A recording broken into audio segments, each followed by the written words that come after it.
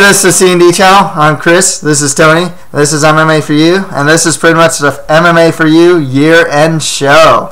We're going to talk about stuff with 2012 in MMA. And we're going to also talk about certain things in 2013 and mixed martial arts as well. I'd like to give out some shout-outs. Pharrell, man, he comment on all of my shows. You're like one of the first guys to ever just consistently watch my shows, and same with you, Rick. Ricardo, Facebook friend of mine too. Pro wrestling fan just like us.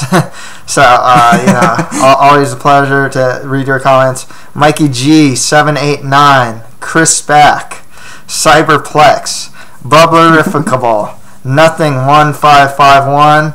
And Birdman, because you actually caught on that I was getting really sick of doing Bellator shows because this season of Bellator was just besides the Russian fighters coming out, was such a throwaway season, and you totally picked up on it that I was just going through the motions with that show. Any shout outs that you want to give out? Yes, one Kevin Spacey, who happens to my being on these shows, and which I appreciate it, and I love doing these shows. Shout out to Fruity McGee, and a big shout out to Mike Jones. Cool, man. Okay, let's go with 2012. Who was your favorite fighter this year? A lot of big names. The two big names I think of are John Jones and Anderson Silva. No, I'd say John Jones, big year, not the biggest, but I'd say without a doubt, fighter of the year is without a doubt Anderson Silva. Anderson Silva, man, beat Chael Sonnen, beat Stephan Bonner, is still looking like the pound for pound #1 fighter in the world. People who've had great years.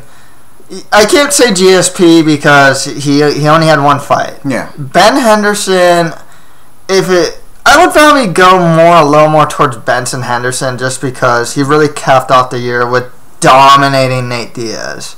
I think what kind of hurt him though is that the Frankie Edgar, especially the second one. Yeah, to be honest, I had Frankie win the fight. Yeah, and I think that really hurt him, but he's had a great year. And he silenced a lot of his critics with that Nate Diaz performance.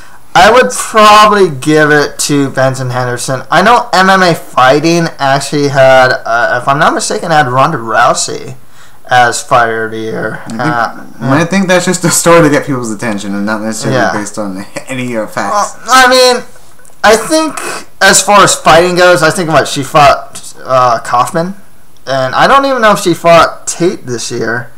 I think what it is just how she managed to keep herself in the media. Yeah, like I said, that's fine, but when you're basing this off your skill in the cage, I don't necessarily think Rousey would be the one you would pick. Yeah, so, Anderson Silva, very fair. That guy's been, he's a really big star in Brazil now, and just having these highlight reel finishes, having big fights. I like Benson Henderson myself. Henderson. Yeah. John Jones, though, is another good candidate for this year as well. Another guy who probably should get special mention, the only guy that's 4-0 in 2012. Who do you think it is? You just told me to. The Immortal. Matt the Immortal Brown. Special, compliment, what do you call him? Someone you consider to be, because you can't have, you're 4-0. The Jose Aldo Award of just fighting so many times in 1 year. Yeah, and winning. And you know what? 3 of those 4 fights were actually won by finish. But one of them was but it was also capped off by Matt Brown knocking out Mike Swick on Fox as the first fight on Fox. That was a pretty big deal. So that's a pretty big deal, exactly. Okay, my favorite fight of the year would be Chang Sung-jun, the Korean Zombie, versus Dustin Poirier. 4 rounds, back and forth action, but the Korean Zombie, I believe he sprawls a takedown because Poirier got injured. I think not injured, but he got hurt because of knees and I think it was by knees or something like that. I haven't seen the fight in a while. I just remember it's great, and he got Darce choked. Putting Zhang not as just a very entertaining fighter, but it made him into a top 10 fighter and a possible title contender. So my vote for fight of the year is Dustin Poirier versus Chang Sung Jung. You know, when we were doing the show prep for this show, I had to think about what really good fights. I mean, there was a lot of good fights, but nothing really stood out. Nothing really, like blew me away. I mean, the Jim Miller-Joe Lozon fight was really good, and his fight with Jamie Varner was also really good. But if I had to pick a fight that for me, the only fight I could think off the top of my head, I'd really liked Henderson Edgar. I think that was a really good back and forth fight. Yeah. And like I said, it's just a lot of good fights this year, but nothing blow away. Yeah, exactly. Yeah, like Anderson Silva versus Chael Sonnen 2 was the biggest fight of the year. And while the finishing sequence was both controversial and awesome, because of like the spinning back fist to the knee, and the fight itself wasn't. I mean, it was a good fight, but it wasn't a great fight. Yeah, just like and even to an extent, John Jones versus Rashad Evans was a huge fight, but it was really kind of a lackluster. Yeah, fight. It was just one-sided John Jones, pretty much. Joe Lozon though. I mean, the fact that he got, 2 considerations here with Jim Miller and with Jamie Varner. Good year for him. Yeah, I said it about Mike Swick on the Fox show, but I seriously think Joe Lozon should fight exclusively on Fox. I mean, I don't see any reason why not to do it. He's not an Anderson Silva where he has these fantastic performances, but you need to get your money's worth. It's Joe Lozon. He's not going to be a title contender, but he always puts on good fights, and he's not really a main event guy. So exactly. Okay, and in your opinion, then, for 2012, what was the most fascinating news story of this year? The most fascinating news story. Like I said, we have a lot of things like Strikeforce closing down, women's going to UFC, the cancellation of UFC 151, a first. But I guess we'll talk about it later because it happened this year, but it mainly impacts what happens next year. I think just a lot of these big unjustified matchups. I just think that sets a precedent for 2000. Like, we'll talk about it when we talk about 2013. But I just think that really, to me, in my opinion, that's a really big story that's gonna really affect 2013. Oh, that's true. And the funny thing with these big matches is, or this weird matchmaking too, is that it involves some of the biggest stars in the sport. Yeah. It involves GSP with the Nick Diaz GSP fight, and then John Jones with John Jones versus Chael Sonnen. Yeah. So yeah, there's the Fox deal is an interesting story. Yeah, but I think that sort of goes into one of our other points. Maybe with the Fox deal, just a lot of shows. Yeah, there are a lot of shows. An ungodly amount of shows. I mean, you get main events like Jim Miller versus Nate Diaz on Fox. It's like, really fun fight. I mean, fun fight, but really, do you want a main event on a Fox show with that? Hey, Brandon Vera versus Shogun also main evented as well to Fox show. Honestly, to me, like big, and I've heard people confront Dana with this, and he does have a point to the extent that there's a lot of these shows and they're lackluster, but part of the reason why they're lackluster is you have all these injuries. Yeah, I mean, if all these shows have gone off without a hitch, we wouldn't even be having this conversation. We'd be having a conversation. Wow, 2012. What a fantastic year 2012 was. Yeah, exactly. There's nothing stopping the UFC. Yeah, exactly. The most fascinating news story for this year, honestly, I mean, it's probably injuries. This one's a personal one for me. I don't know if it's all fit. It's as important to other people, but I'm a big fan of women's MMA.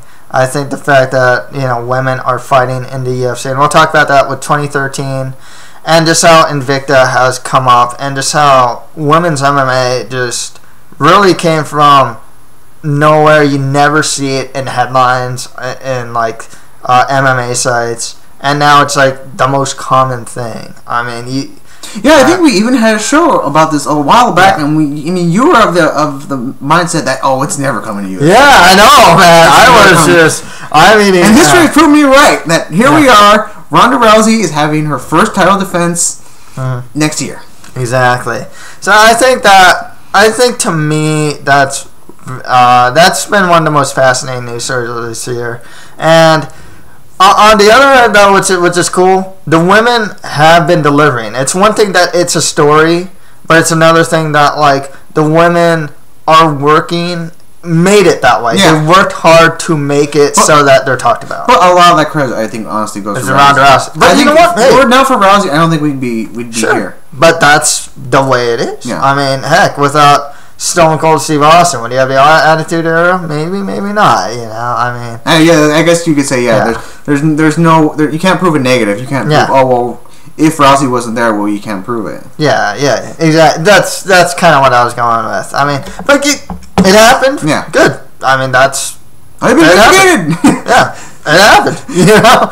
So yeah, any final thoughts about MMA in 2012, or just? Like I said, it was a bit of a rebuilding year. A lot of UFC, learning, working the kinks out as far as the Fox deal. I think this is a 10-year contract. Yeah. So I think even this year alone, they've got a lot of the kinks out of the system. They know exactly they're getting a better grip in it, and I feel like at the end of this 10 years, they're gonna have a good grip on it, and they're gonna probably renew. I don't see why they wouldn't.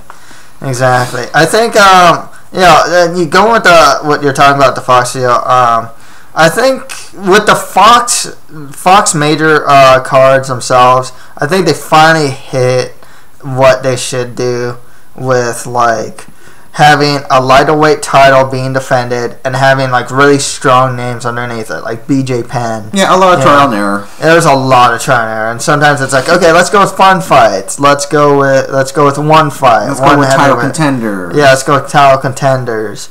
And I think they finally hit it where it's like, okay, let's do Dodson versus Johnson. Yeah, no one's gonna watch that, but it is for a title, so it's still important. But underneath it, let's have Rampage. Let's have Pettis versus Cerrone. Rampage versus Glover Teixeira. This way you get a bit of everything. You get the big championship fight. You get the big stars. Yeah. And then you also get fun fights. Yeah, but you're not killing your pay-per-views either. Yeah. You're not putting Anderson or GSP on there, so you're not really killing. Well, I'm the mentality of outside of the heavyweight title, basically outside the top 4 titles, the big 4 titles. I'd say anything's up for grabs. Yeah, true. Okay, let's go into 2013 then, man. Whoa. Okay, so big question here. Number 1, what are some fights that you want to see in 2013? Some big fights I'd like to see in 2013. Well, from the looks of it, I'm not sure if we're going to be getting GSP Anderson Silva, which I'm sad to see because I would only like to see that fight if Anderson would agree to do the John Jones fight. I feel like you can't do one without the other. I mean, you could get away with GSP Anderson Silva, but then it's like, well, you beat up a welterweight. Way to go. You really want to test yourself, fight a light heavyweight. But a lot of big fights. Overeem versus Cain Velasquez. That seems like a fun fight. Yeah. With the lightweight division, maybe Melendez versus Henderson. Oh yeah. That's probably gonna happen too. Yeah. Yeah. I'm still of the mindset that Chael versus John Jones isn't gonna happen. Oh yeah, you told me that. My conspiracy theory. Yeah, that's okay. Explain your conspiracy theory. Okay, my thing is they have the Ultimate Fighter. They have Chael Sonnen. It's like Chael Sonnen really only works on a big stage. I mean, you put him against maybe I'm trying to think of a big name in the light heavyweight. You put him against a Machida. Yeah, maybe he's called out Machida before, but I don't think it would be to the level as he is right now with John Jones. I just feel like them plugging in Chael Sonnen with John Jones on the Ultimate Fighter gives Chael Sonnen a big platform to be himself, pull some ratings for Ultimate Fighter, pretty much save the show. But at the same time, I feel like it's pretty much bait and switch. I feel like he's there for the show. Everybody knows he doesn't deserve a title shot. And I don't know how much people really want to see that fight. I just feel like a better fight would be Dan Henderson. I just feel like this is all set up to just replace him with Dan Henderson. I just feel like That's almost a pro. That's a coup right there. That's a pro wrestling storyline right there. That is a bait and switch. I mean, I would obviously have to respectfully disagree with that. If it happens, wow. Would you want to see? I mean, would anybody really want to see Henderson and Jones coach a season of Ultimate Fighter? I mean, Jones coaching would be a big deal, but I mean, I feel like with Chael puts it over the top. But wouldn't Chael be able to sell a fight against Jones better than Dan Henderson? I feel like Chael talking up Dan Henderson wouldn't. I think you'd still get the same synergy. You'd get this Chael with the big mouth talking up Dan Henderson, and it's like in the cage, no one expects that fight to be interesting. I mean, yeah, but people will still put money for it, though. I guess. I just feel like the thing. And then Dan Henderson is also supposed to be fighting in the co-main event of UFC 157 against Machida. Yeah, but it's not above UFC to pull guys from another card to try to, make another fight happen. Yeah. So, I mean, this fight alone, they pulled Chael out of the Forrest Griffin fight. Yeah. So, we'll see if that happens. I personally don't think it's going to happen, but, I mean, we'll see. Some fights that I want to see. Cyborg versus Ronda Rousey. That is the women's fight. Premier women's fight. And it looks as far as like name-wise, yeah. Because I think, to be honest, a bigger fight would be McMahon versus Rousey. Yeah, wow. I mean, that's definitely...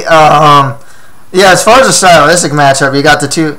I like the story for McMahon versus Rousey better than a lot because they're both undefeated and they're both Olympians and they both started MMA pretty much almost at the same day. I mean, seriously, like they started MMA pretty much at the same year. Too. Yeah, but as much as we like that, I just feel like Cyborg versus Rousey would be a bigger fight because Cyborg is a much bigger name than. Yeah, exactly.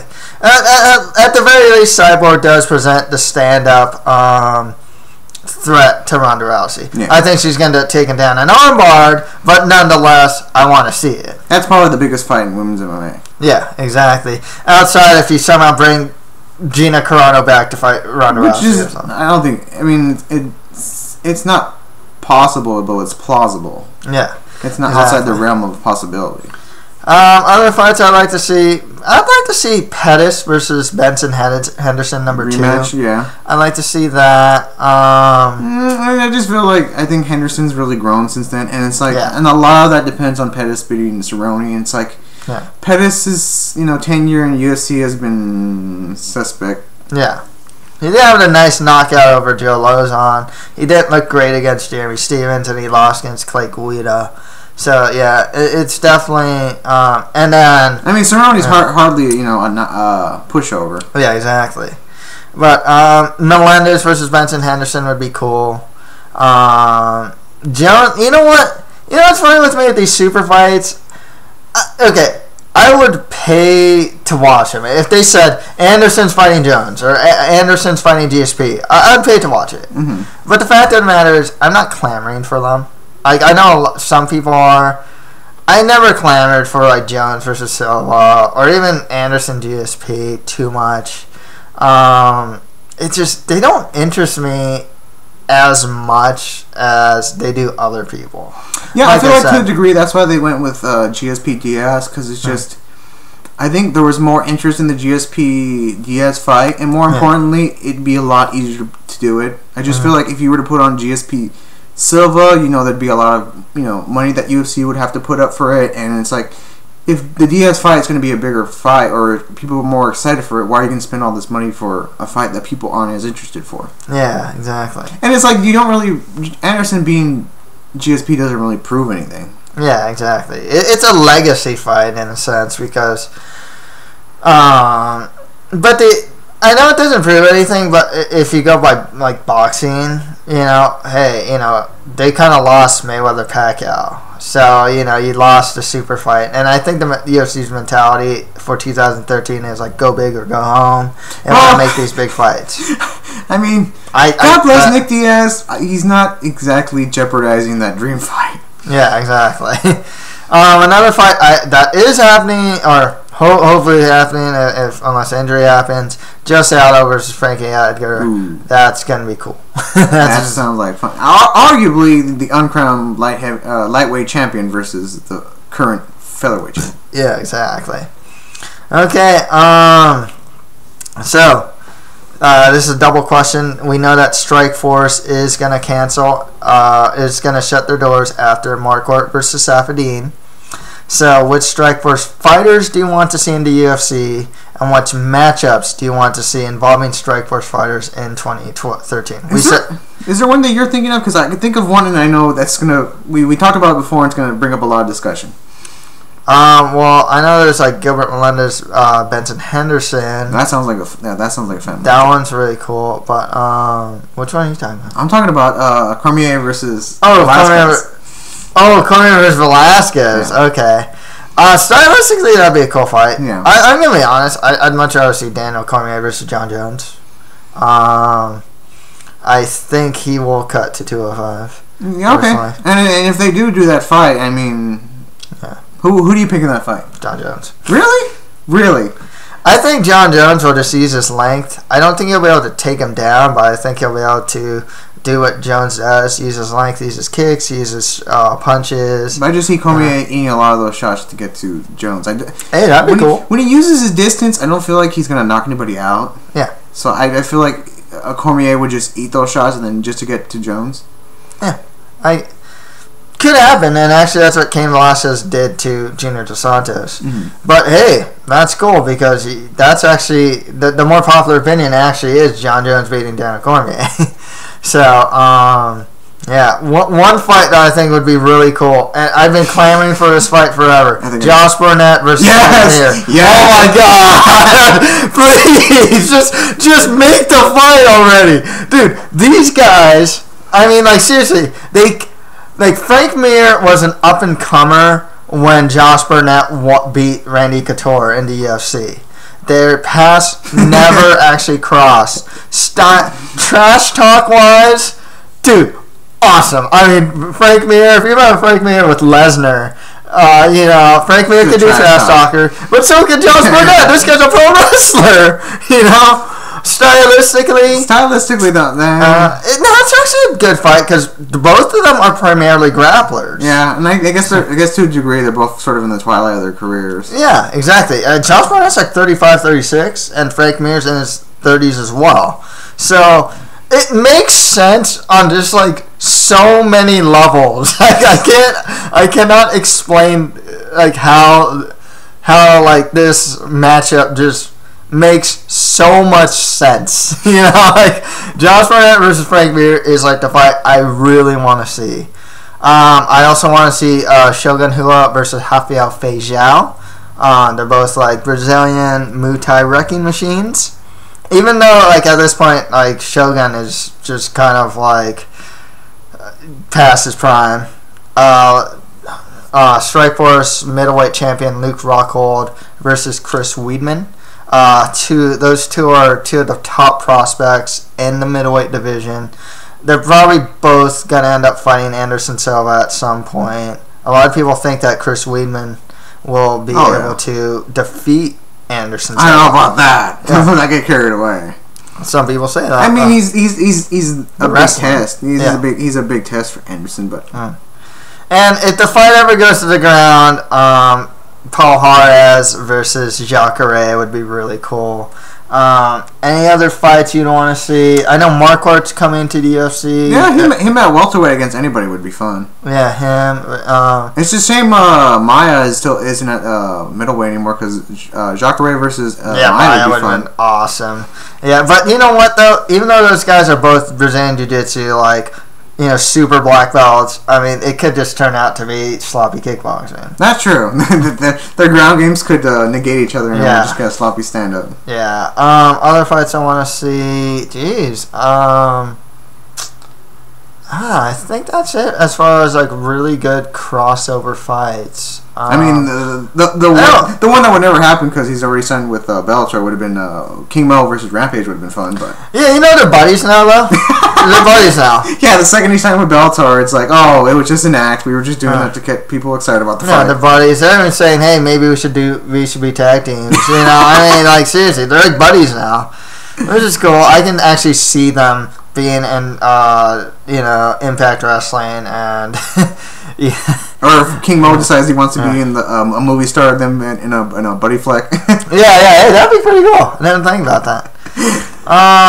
Okay, and one of the biggest stories, in my opinion, that's going to come out in 2013 then is women's MMA. Your thoughts? It'll be big. I don't know if we're going to be seeing a lot of women's fights on a lot of UFC shows. I think. Yeah, do you think they'll have like an actual division? No, I think Invicta is going to be sort of their feeder system. But here's the thing: don't you want to build contenders through the UFC at least? I mean, wouldn't you want to see McMahon fight Liz Carmouche? I do, but I just feel like the way. I guess UFC does need a lot of bodies, and they do need a lot of fights. So I could see why you would say that. But but it doesn't have to be on the main card. But I just feel like with women, you're gonna want to showcase them because I think after a while, once you have just women fights, just second or third fight on the card, you sort of you make them less special, and I do feel like to a degree, I say ease into it. I'd say keep women's fights either the main event or the co-main event. With Rousey, always the main event, and the a McMahon or a Cyborg co-main event. I just think if you want, I think there's this trap maybe that women that just having so many women on so many cards would sort of devalue them. Really? Because I've seen what they've done with the bantamweights, and I've seen what they've done with flyweights. But they don't have Rousey. At least they have a big star. Yeah. And that's the thing. That alone will keep interest. Like, no one's interested in Cruz. No one's interested in Demetrius Johnson. But, man, freaking, it's Rousey. I think it's like, does anybody care about the bantam weights outside of Faber? No. I just feel like that's what the women would be. They'd be the bantamweights with Faber. It's just, you have Rousey, who's this big star, and then you have everybody else. Yeah, but that doesn't mean you can't put them on the UFC cards. Yeah, but I just feel like if you're gonna if they're on UFC cards, they're gonna be litigated to Facebook fights, FX prelims, and it's just. For me personally, I want the division in there, and if that's what's gonna happen, yeah, I feel like, and at the end of the day, I feel like, it's better that than nothing. Yeah, I feel like we have all these cards. We need bodies. We need fights. Yeah. Let's just sign everybody from Invicta, and then we're off to the races with the women's division. Yeah, I like that because at least you're building contenders for Rousey through the UFC. So at least, but are you really going to build a contender on the main event of Fuel? It's better than nothing, though. I mean, You're not going to build her up through Invicta. Yeah, but I'm just saying, it's like, who's this? Have Rousey main events and just have the 2 or 3 contenders on co-main events. Well, I mean, you can do that, but I'd rather for me personally, because I'm such an advocate for women's MMA, I'd like to see them have the actual division, and I think it just, once again, my mentality is this: if you have women fighting in the UFC, like an actual division, you're gonna be able to get more higher level female athletes try out MMA. Not saying this huge exodus or anything, but hey, maybe some high level soccer player, volleyball player, Olympian. There's only like 3 Olympians that do MMA right now: Sarah McMahon, Ronda Rousey, Randy Miller, and she's never so weird because it's like unless you win a medal, there's no real career in most of these sports. Yeah, but here's the thing: there's no money in women's MMA. Honestly, there's like articles about it, and it's pretty much like the women do it. It's a labor of love. I mean, there's no financial incentive to do women's mixed martial arts. Now there is because it's in the UFC. Yeah. That's why I want to see an actual division. I don't care if they're relegated to Facebook or the FX or Facebook prelims because it's there. And some girl is probably going to be to watch it. It's like, hey, I want to train at the gym now. You know what I mean? Okay, so, I see what you're saying. This actually leads me to the other question. And in your personal opinion, UFC 157, headlined by Ronda Rousey versus Liz Carmouche in Anaheim, co-main Henderson versus Machida. Other big fight there is Faber versus Menjivar. Buy rate. High, low, medium? I think it's going to do medium because I think a lot of people are... I think there's a lot of people that are expecting it to either do really good business or really bad business. And I just feel like the people that are really hyped for it are going to help boost it up to a normal rate. But I still feel like... I just feel like at the end of the day, the best they could hope for is just... To me, that's what the bar is. I mean, as long as they get a decent rate, I mean, it's a success. Yeah, I think right now the median, like the bottom right now is like 200,000. That was Franklin versus Vanderlei in Brazil. It'll easily top that. That was their like bottom. It'll easily. I mean, just the buzz alone. I think what's more important is the second women's fight. Wow. Because I think the first women's fight, yeah, big deal. Good buy rate, because it's a novelty. No one's ever seen it in the UFC. Exactly. And it's Ronda Rousey. It's Ronda Rousey, and the fact that it's I mean, it's women's MMA has been around, but it might as well have not been around because it's never been in the UFC. Yeah, exactly. So I just feel like we'll know.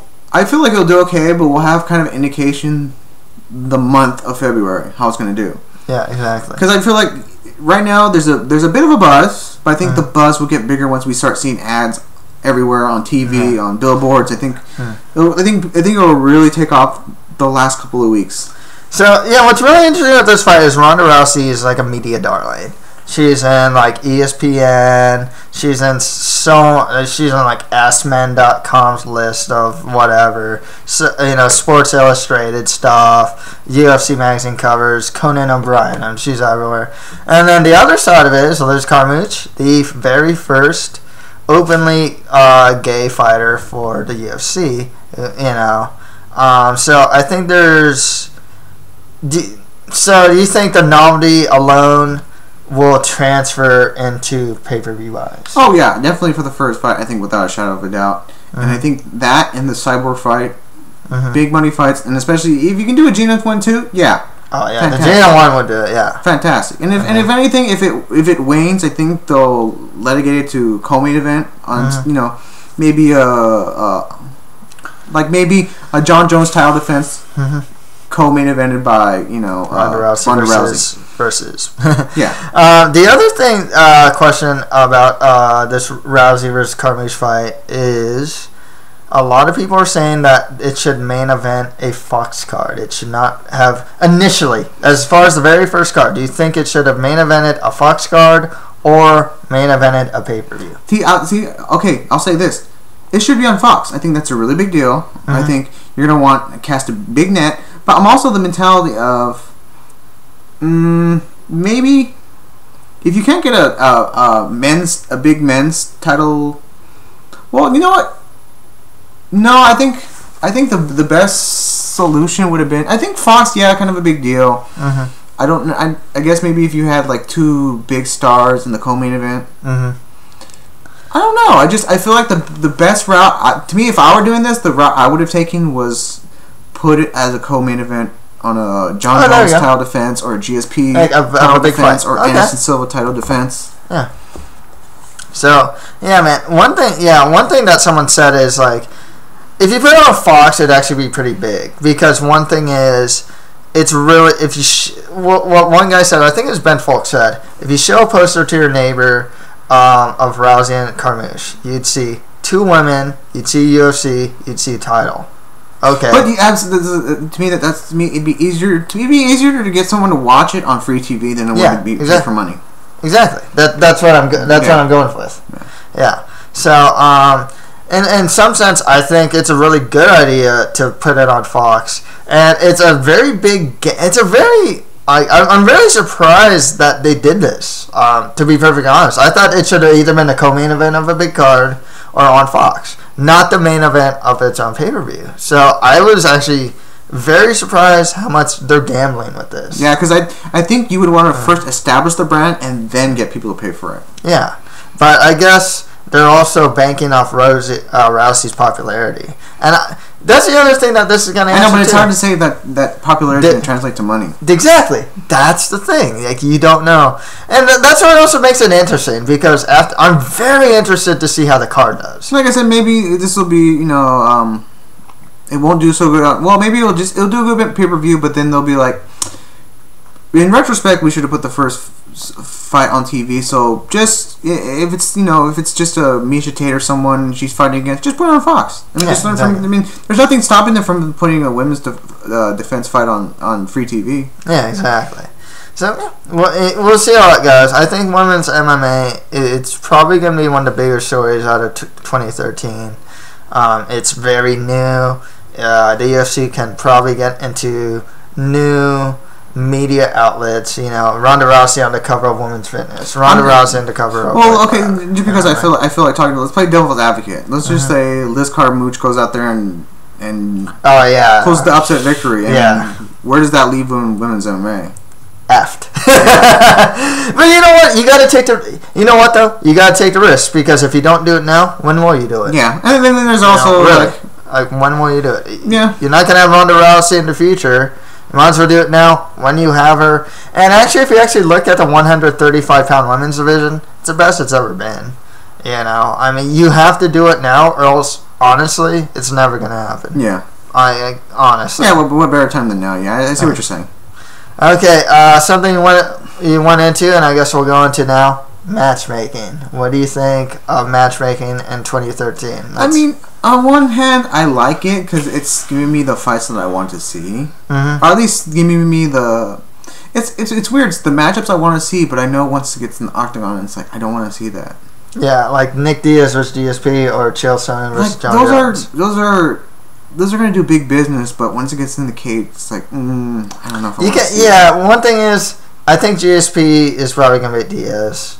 I know, and we were joking in the UFC main event when they showed Chuck Liddell. I mean, I jokingly said, I want to see him versus John Jones. And it's like, with the new UFC matchmaking policy, I mean, is that out of the realm of possibility? Yeah, exactly. With BJ Penn coming out of retirement, is BJ Penn getting the next lightweight title shot really that outrageous? Yeah, exactly.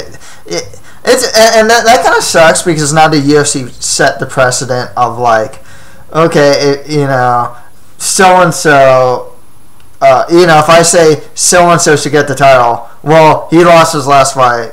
Now I can go like, well, Chael Sonnen got his title shot. Well, Nick Diaz got his title shot, and they're coming off losses. I think this is a short-term problem. I think just in the future, I mean, does anybody really doubt that Johnny Hendricks is going to get the next welterweight title shot? I mean, you get everybody complaining and whining and crying, but it's like, at the end of the day, the GSP DS is an anomaly. It's not going to be every single fight. I think eventually you're going to run out of mega fights, and you're just going to have to do the next title contender. Well, I believe Luke Thomas said in MMA Fighting, it's like, the UFC knows that they can only do this so much. Yeah. I mean, because after a while, if you keep doing it, especially on a consistent basis, the fans are gonna go away. Yeah, but it's like, did anybody complain that Randy Couture got a heavyweight title shot after losing to Chuck Liddell? No, but once again, it has to be extremely consistent. That's the thing. I mean, they do it like every once in a while. You know what I mean? I think after 2013, I mean, aside from the big mega fights, which no one really, I don't see anyone complaining about the mega fights, because they don't really harm the division. So it's like, I think once 2013 is gone, once we have all these big fights out of the way, I think we're just going to go back to the way things have always been, and I think this discussion will die down. I think it's very much like the story from this year, the whole John Jones canceling 151. I mean, after 152, nobody cared. Yeah. Nobody batted an eyelash. I mean, quite honestly, like 151 was not a great card by any means, too. I mean, that was one of the weakest. If anything, John Jones was doing everybody a favor. I mean, he saved me $50. Yeah. Quite honestly, I mean, remember when UFC had a big deal by was it 3 shows get 1 free, and it's like we were joking. We were watching the Silver Franklin 2 card, and we were like, Chris, just keep telling yourself this is the free one you're getting. Yeah, exactly. Okay, these aren't too big of points, but I guess I want to talk about international expansion and the Fox deal in 2013. International expansion, because they're doing like Tough Mexico, Tough India.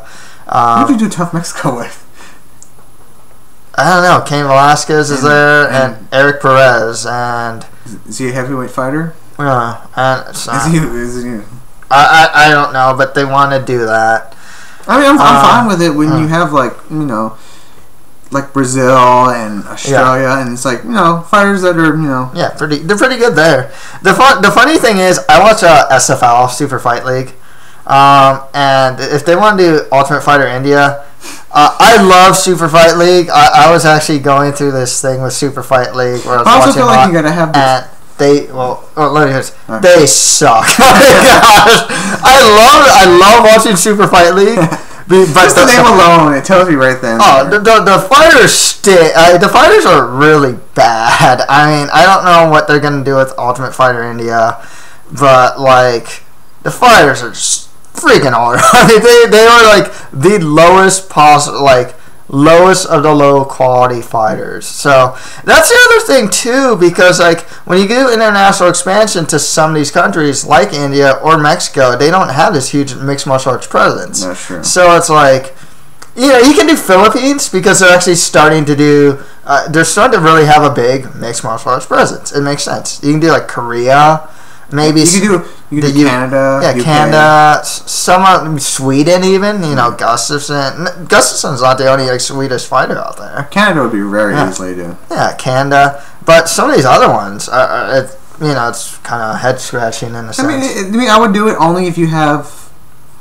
I guess with Australia, it proves that you don't necessarily have to have two big stars. You don't have to have big stars, but you have to have MMA prominent in that country. And I think you have to have the coaches that are either native or just known for being associated with that country. Yeah. And finally, any thoughts on the Fox deal in 2013? I know, like I said, for UFC, this is a really good deal. They get paid a lot. They get to put on a lot of shows. And I think once the fighters get the whole of training, I think overall it's going to be good for them. But I just think, for me as a fan, it's not really.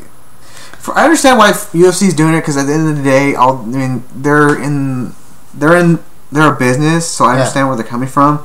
But as a consumer, I don't know if it's necessarily good for me. They're doing so many shows, man. I mean, one thing is, 2 weeks ago, we had UFC on FX, the Australia, Soteropoulos versus Pearson, and the next day was Ultimate Fighter finale. Those are both great cards, actually. They're really fun fights. But, man, you had, 20 some odd fights in the matter of 2 days. And, it's like, they're not that big of a deal. Yeah, but you know what? I think even last year, before the Fox deal, we were getting MMA every week. And, I was happy as a clam because they were pretty good shows. Yeah. I mean, we'd have runs where, for like a good month, it'd be one MMA show after another, after another, after another. So I think, I can sit here and complain there's too many shows, but I think at the end of the day, it's like, if they can keep the cards together and nobody injured, I'm sure I'll like it. Because it's like, I would like MMA to be a bigger sport, but it's hard for it to be a sport when you only get it like once a month. And even if it's not the biggest fights, it'd be nice if every week there was something to look forward to. Yeah, that's true. That's true. It kind of sucks for guys like Dana's or like Silva's. They probably don't sleep with as many shows as they have.